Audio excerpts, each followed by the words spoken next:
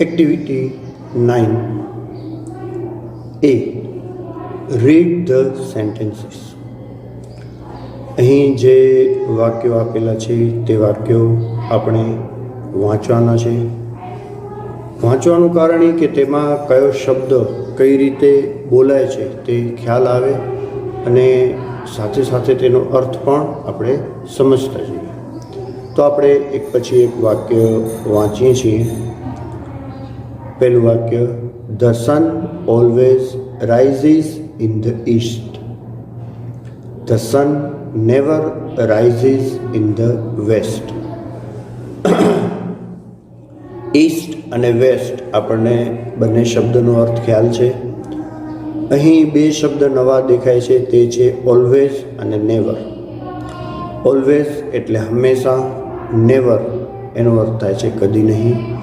નકાર વાક્યમાં હકાર જ્યારે વાક્ય રચના હોય, વાક્ય નકાર હોય પણ તેની વાક્ય રચના હકાર હોય એટલે કે તેમાં નોટ ન હોય, ત્યારે આપણે નેવરનો ઉપયોગ કરીએ છીએ.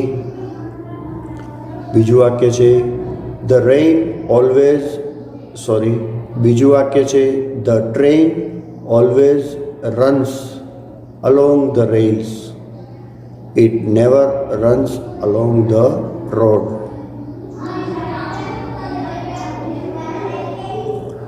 ત્રીજું વાક્ય, the bat always gives birth to young ones. It never lay eggs. ચોથું વાક્ય, the rat always lives in the hole. Sometimes it lives behind the big jars or in the cupboards. It never lives in the nest. પાંચમું વાક્ય છે I always walk to my school. I sometimes go to school on my friend's bicycle. I never go to school by bus. અહીં ત્રણ શબ્દો અલગ અલગ રીતે વપરાયેલા છે.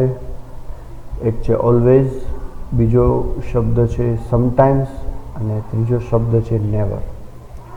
ઓલવેઝ એટલે હંમેશા, સમટાઈમ્સ એટલે ક્યારેક અને નેવર એટલે કદી નહીં. આ રીતે આપણે એક્ટિવિટી 9 વાંચી.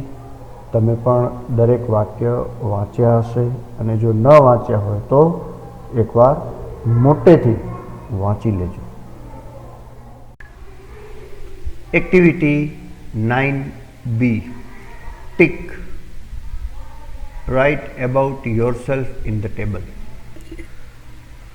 તમારા પોતા વિશે જે લાગુ પડતું હોય ત્યાં ટિક કરવાનું છે. એક્શન આપેલા છે, ક્રિયાઓ આપેલી છે. તે ક્રિયાઓ તમે ક્યારે કરો છો, ઓલવેઝ, નેવર કે સમટાઈમ્સ, તે તમારે ટિક કરવાનું છે. ફરીથી એકવાર યાદ કરાવી દઉં. ઓલવેઝ એટલે હંમેશા, નેવર એટલે કદી નહીં, સમટાઈમ્સ એટલે ક્યારેક ક્યારેક.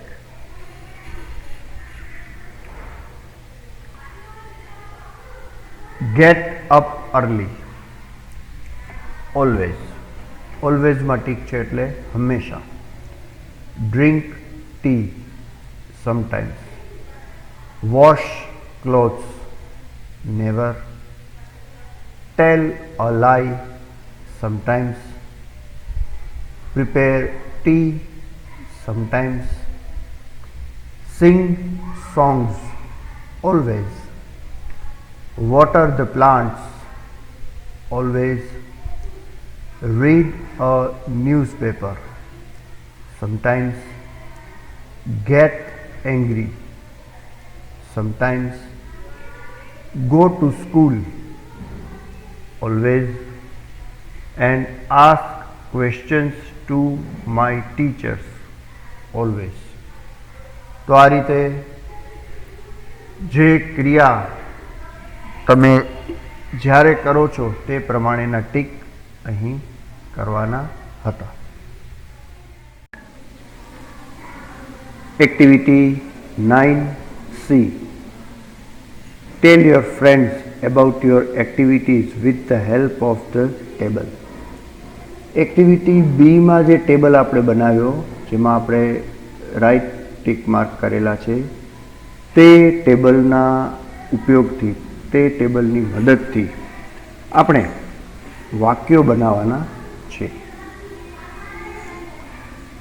I always get up early in the morning. અહીં આઈ આપણે પોતે ઉમેરેલું છે, ઇન ધ મોર્નિંગ પણ પોતે ઉમેરેલું છે.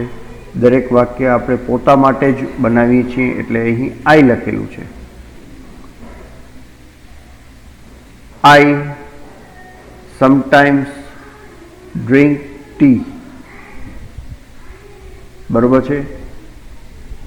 I never wash clothes. I sometimes prepare tea. I sometimes tell a lie. I always sing songs. તો આ રીતે આપણે અહીં વાક્યો બનાવશું અને આપણા મિત્રોને આપણા વિશેની માહિતી આ રીતે આપશું. Activity 9D. Exchange your notebook with your friend. Talk about your friend according to his table. તમારા મિત્ર સાથે તમારે તમારી નોટ એક્સચેન્જ કરવાની છે. આ જે આપણે એક્ટિવિટી 9Bમાં જે ટેબલ બનાવ્યો તે ટેબલ વાળી નોટબુક અને તમારા મિત્રે જે વાક્ય લખ્યા છે તે તમારે તમારી રીતે ફેરફાર કરીને બોલવાના છે. દાખલા તરીકે તમારા ફ્રેન્ડનું નામ, ફ્રેન્ડ નેમ ઇઝ રાઘવ. તો હવે રાઘવની નોટ આપણી પાસે છે, તો આપણે તે નોટમાં લખેલા વાક્ય આપણે કેવી રીતે વર્ગ સમક્ષ રજૂ કરશું તે અહીં આપણને લખવાનું છે. વોટર ધ પ્લાન્ટ, તો arrow water the plant. Raghav always, water છે તેની જગ્યાએ વોટર્સ થઈ ગયું છે. Raghav always waters the plants. હવે કોઈ કહેશો મને કે આ વોટર્સ કેવી રીતે થઈ ગયું હશે? હા, વોટરની પાછળ એસ એટલા માટે લાગેલો છે કે નિયમિત રોજબરોજ થતી ક્રિયા છે અને સાથે સાથે ક્રિયાનો કરનાર રાઘવ એટલે કે હી છે, માટે આપણે ક્રિયાપદની પાછળ એસ લગાડેલું છે.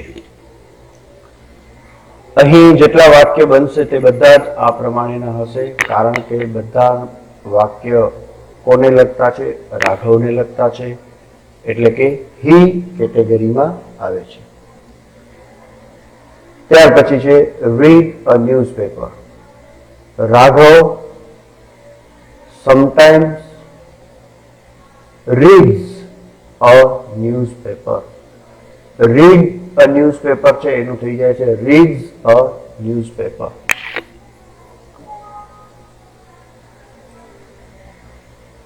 ત્યારબાદ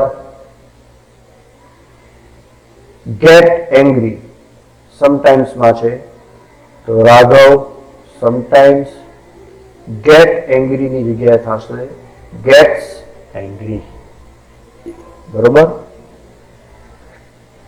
go to school always.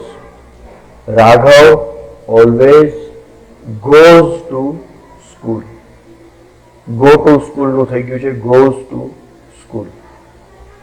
તો આ રીતે એક્ટિવિટી 9D માં આપણે આપણા મિત્રના વાક્યની રજૂઆત કરશું, જેમાં આપણે ધ્યાન રાખશું કે તે હીમાં હોવાથી, હી કેટેગરીમાં આવવાથી દરેક ક્રિયાપદની પાછળ એસ કે ઈએસ લગાડવાના રહેશે. Activity 10A. The actions of a farmer, a gardener and a tailor are mixed up. Separate them in the table. Farmer, gardener અને ટેલર આ ત્રણને લગતા વાક્ય અહીં ભેગા થઈ ગયા છે. અહીં જે વાક્ય આપ્યા છે તે મિક્સ થઈ ગયા છે. તેમાંથી આપણે ફાર્મરના, ગાર્ડનરના અને ટેલરના વાક્ય અલગ પાડવાના છે.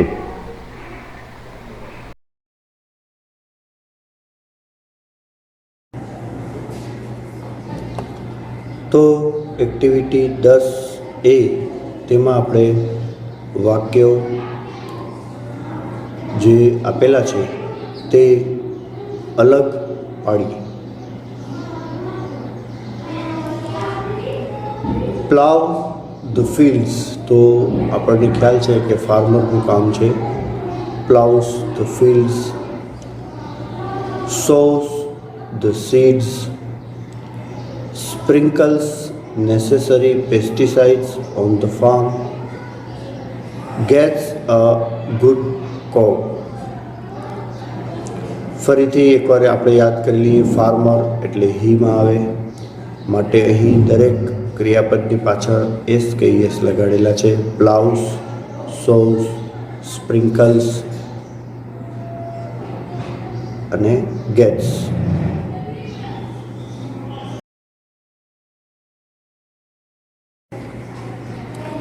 ગાર્ડનર માટેના જે શબ્દો અથવા તો શબ્દ સમૂહ છે તે આ પ્રમાણેના છે.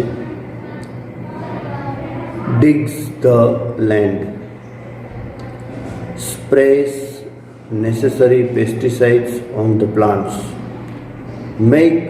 makes a beautiful garden. અહીં પણ digs, sprays and makes એવી રીતે ઉપયોગ કરવામાં આવેલો છે. ત્યાર પછી Taylor measures the cloth, cuts the cloth into many shapes, attracts many customers with fashionable clothes. તો આ રીતે આપણે ફાર્મર, ગાર્ડનર અને ટેલરને લગતી જે ક્રિયાઓ છે તે અલગ કરી નાખી છે. Activity 10B. 4-4ના જૂથ બનાવો. તમારી શાળાના રિસેસ ટાઈમ દરમિયાન કોણ શું કરે છે તે લખો. તમે નીચેના શબ્દ સમૂહનો ઉપયોગ કરી શકો.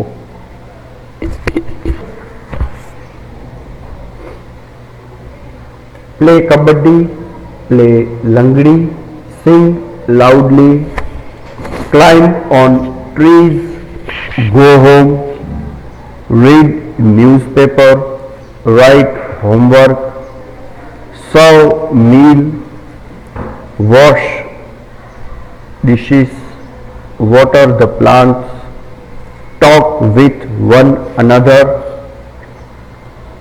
clean the platform, shout and laugh loudly. અહીં ઉદાહરણ આપ્યું છે. તે જ પ્રમાણે લખવું બિલકુલ જરૂરી નથી. તમારી શાળામાં જે પ્રમાણે ક્રિયાઓ થતી હોય તે પ્રમાણે તમે અહીં લખી શકો છો. Boys play kabaddi, girls write homework, teachers read newspaper, mid day meal helper wash the dishes. આ રીતે અહીં લખેલું છે. હવે તેના પરથી આપણે વાક્ય બનાવવાના થશે। આ રીતે આ બધા જ શબ્દ સમૂહો તમારે અહીં ગોઠવી લેવાના છે।